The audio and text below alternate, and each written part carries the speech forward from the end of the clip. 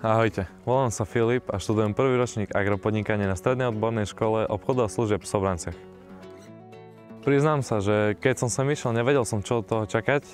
Poľnohospodárstvo som si vždy predstavoval ako prácu s motikou a možno s traktorom, ale dnes viem, že je toho o mnoho viac. Fascinuje ma technika. Ten pocit, keď sadneš do traktora, ktorý nie je len stroj, ale kus modernej technológie. Keď vieš, že každý jeho pohyb má svoj význam, že orieš, seješ, pestuješ tak, aby z pôdy vzniklo niečo živé.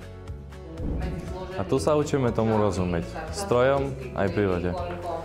Nielen tlačiť na plyn, ale rozumieť tomu, ako stroje pomáhajú obrábať pôdu a ako presná mechanizácia pomáha robiť prácu efektívnejšiu a šetrnejšiu. A to je na tomto najlepšie, že robíme niečo, čo má zmysel, že zanecháva stopu, a to doslova. Pôdu, úrodu a život. Čaute, ja som David, jeho spolužiak. Mňa to vždy ťahalo k prírode. Mám rád, keď ráno vonia zem po daždi, keď rastliny kličia, keď môžem vidieť, že sa niečo mení vďaka tvojej práci. Na našej škole sa učíme, ako to všetko robiť rozumne. Ako hospodáriť tak, aby sme prírode nebrali, ale spolupracovali s ňou.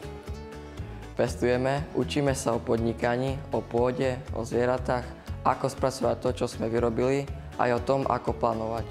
Je nám jasné, že poľnohospodárstvo ide dopredu.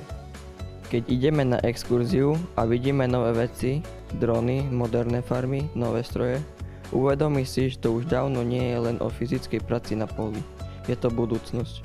Volám sa Michal Varga a ja som absolventom tejto školy a dnes ukazujem žiakom prácu s dronmi, moderné poľnohospodárstvo.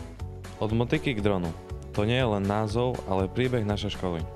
Príbeh o tom, ako sa tradícia stretáva s technológiou. Ako sa z pôdy stáva príležitosť a z práce na poli moderné povolanie s budúcnosťou. Tieto stroje boli základom modernej poľnohospodárskej techniky, kedy si nahradzali ľudskú prácu a posúvali poľnohospodárstvo pred. Staré stroje svedkovia čas, keď sa poľnohospodárstvo menilo z manuálnej práce na silu strojov. Každý z nich nesie príbeh a odhodlanie našich predkov.